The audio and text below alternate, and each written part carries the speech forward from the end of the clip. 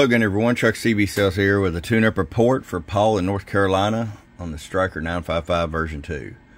Paul got it ready to go for you, bud. Got the static 636 mic in the package, the upgraded heavy-duty 12-gauge power cord, Toshiba voltage regulator, electrolytic cap upgrade, our tune alignment.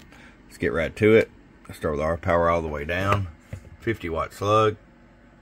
Just set it 2 watts in case you want to run like a 4-pill or something. You've got enough adjustability. 20 watts all the way up. Now I'll show you average power swing to audio. About 38 watts. 100 watt slug and peak. Hello.